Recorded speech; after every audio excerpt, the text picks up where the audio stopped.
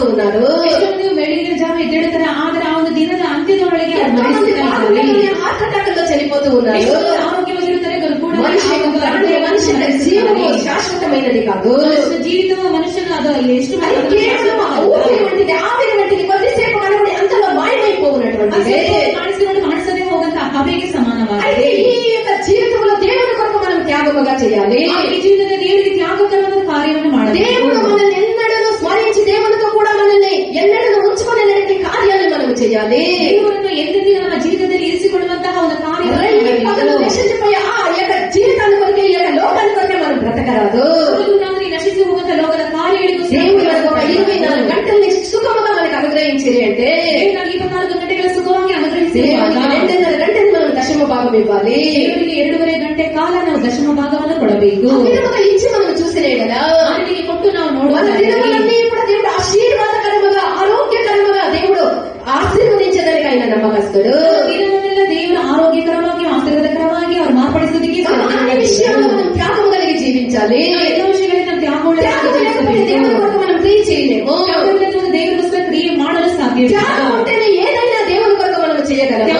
మాత్రం దేవుడిಗೋಸ್ಕರ ಯಾವ కార్యವನ್ನು ఈ యొక్క చెట్టులో ఒక పండించిందంటే ఆ యొక్క ప్రథమ ఫలం అది దేవునిది. దేవుడు ನಿಮಗೆ ಒಂದು ಗಿಡದಲ್ಲಿ ಒಂದು ಕಾಯಿಯನ್ನು ಕೊಟ್ಟಿದ್ದಾರೆ, ಅದನ್ನು ದೇವರಿಗೆ ಕೊಡುವುದಕ್ಕೆ ನೀನು ಇಷ್ಟವಲ್ಲ. చెట్టు నిండా కాయలు సమృద్ధిగా దేవుడు ఆశీర్వదించి దయచేయుదురు.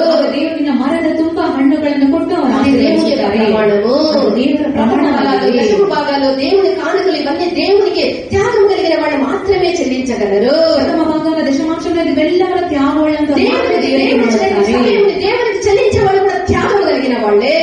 సమయంలో దేవుడికి దశమ భాగాలు కొడుకులు దేవుడికి సాధారణమైనటువంటి సేవలు కాదు, ఎంతో నిద్రను త్యాగం చేసి, ఎన్నో కార్యాలను త్యాగం చేసి, ఆ ఒక రోజు లీవ్ దొరికితే ఎన్నో కార్యాలు ఉంటాయి, అవన్నీ త్యాగం చేసి దేవుని యొక్క సేవలు చేస్తూ ఉన్నాడు. దేవుడు నమ్మకస్తులకి నమ్మకస్తులై ఉంటాడు.